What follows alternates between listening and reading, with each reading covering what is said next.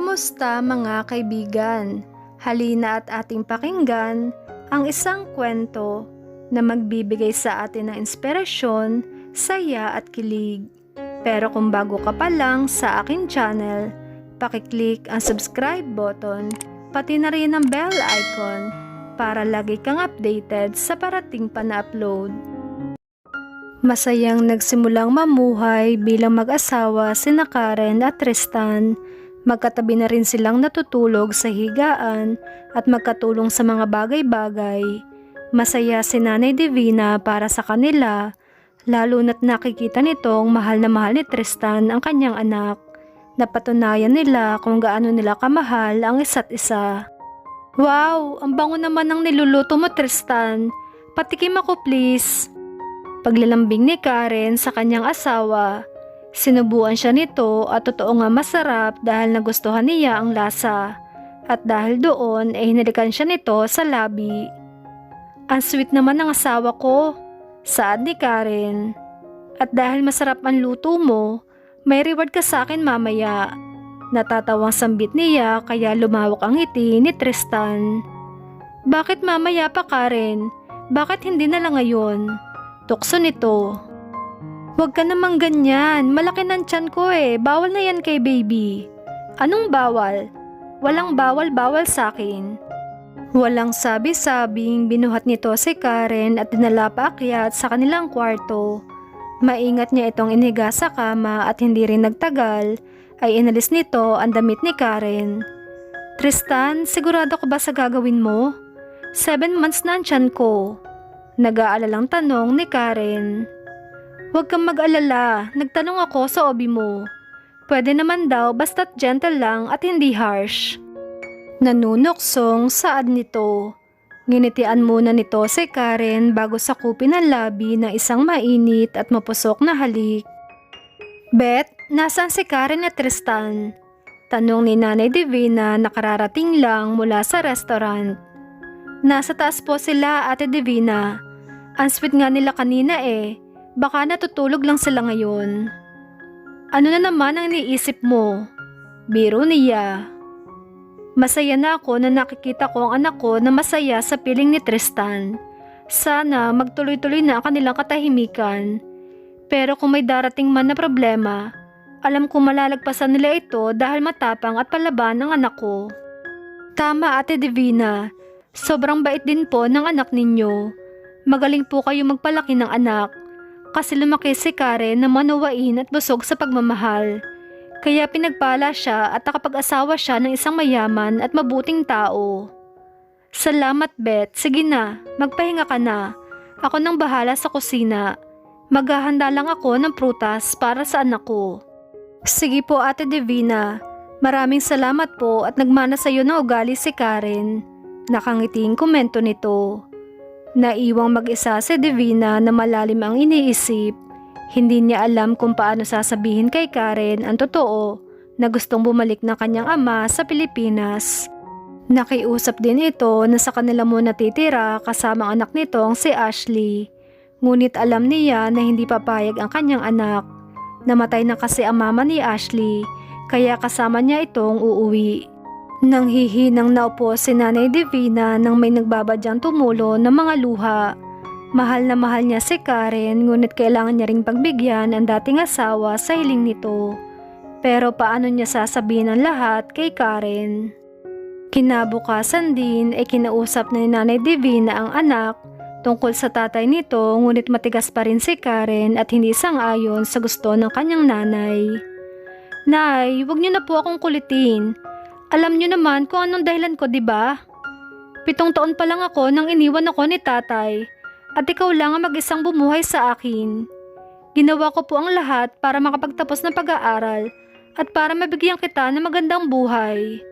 Naluluhang paliwanag ni Karen sa kanyang nanay. Kasi, iniwan ka ng taong dapat na gumagawa ng ginagawa mo ngayon. Bakit ang bilis niyong makalimot? Anak, kahit anong gawin mo, tatay mo pa rin siya. Kung wala siya, wala ka rin dito sa mundo. Kung nagkamali man siya sa atin noon, kalimutan na natin yun. Mas pagpapalain ng Panginoon na marunong magpatawad. Pagbigyan na natin ang tatay mo sa kanyang huling kahilingan. Nagsalubong ang kilay ni Karen matapos yung sabihin ni Nanay Divina. Nay, ano pong ibig niyo sabihin? Anong huling kahilingan? Nagtatakang tanong nito. May kanser ang tatay mo at bilang na ang kanyang araw. Mawawala na siya anak, kaya parang awa mo na. Payagan mo na siyang bumalik sa atin at humingi ng tawad sa'yo bago niyo man lang tayo iwan ng tuluyan. Napasinghap siya dahil sa balitang iyon. Hindi siya makapaniwala. Okay po Nay, kung yan ang gusto nyo, kung sa tingin nyo makakabuti ito sa atin, sige po, payag na ako. Pero sana maintindihan nyo kung hindi ko pa siya kaya makasama sa hapagkainan. Ayoko makipagplastikan sa kanila. Mauna na po ako matulog. Magpahinga na rin po kayo. Ayoko ma-stress ka. Mahinahon yan sambit.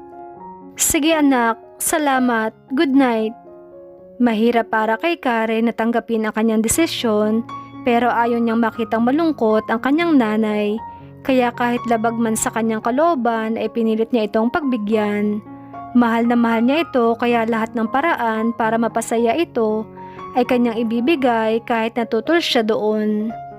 Binalot siya ni Tristan ng isang mainit na yakap nang ikwento niya ang napag-usapan nilang dalawa. Maaayos din ang lahat Karen.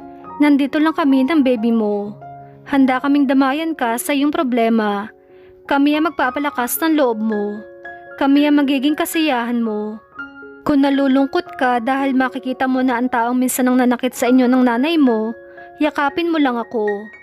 Malambing na saad nito sabay halik sa kanyang noo. Salamat Tristan. Salamat sa pagmamahal sa akin. At sa pag-intindi mo sa nararamdaman ko. Sana dumating na ang araw na mapatawad ko na si tatay. Tumulo ang luha ni Karen habang nakasandal sa dibdib ni Tristan. Pagdating ni Tristan at Karen galing sa opisina ay nagtatakang nagkatinginan silang dalawa dahil sa ingay na nagmumula sa loob ng bahay. Naistatwa sa kanyang kinatatayuan si Karen nang makita kung ano ang nangyayari. Hindi niya maigalaw ang kanyang paa at nanatili na lamang nakatingin sa unahan. Kinintalan siya ng halik ni Tristan saka inakbayan sa balikat. Karen, anak, nandito ng tatay nyo at si Ashley, ang half-sister mo. Hindi nagsalita si Karen at tinitigan lamang ang kanyang tatay. Anak, kumusta ka na? Maraming salamat at pumayag ka na tumira kami dito ng kapatid mo. Dumako ang tingin ni Karen kay Ashley. Napakaganda at sexy nitong tingnan sa suot na maikling palda. Huwag po kayo sa akin magpasalamat. Kay Tristan kayo magpasalamat dahil sa kanya itong bahay. Malamig niyang turan. Magandang gabi po sa inyo. Ako po si Tristan, ang asawa ng anak nyo. Kamusta na po kayo? Magalang na bati nito. Tristan, maraming salamat sa iyo at pumayag ka na dito kami tumira ng anak ko. Huwag kang mag-alala. Hindi ako magiging pabigat sa inyo. Naghanap ako ng trabaho para makatulong sa mga gastusin. Mahinahong sambit ng tatay ni Karen. Huwag na po tay. Tulungan niyo lang po si nanay sa kanyang restaurant para may kasama siya araw-araw kapag pupunta roon. Sige Tristan, maraming salamat sa inyo. Bumaling ito kay Karen na tahimik lamang sa isang tabi. Karen anak, payag ka ba sa gusto ni Tristan? Ano pa bang magagawa ko? Nandito na kayo diba? Pabalang nasagot niya. Nilapitan siya ni Ashley saka pinakatitigan. Bakit ang sama mo makasagot sa tatay natin? Tanong nito kay Karen.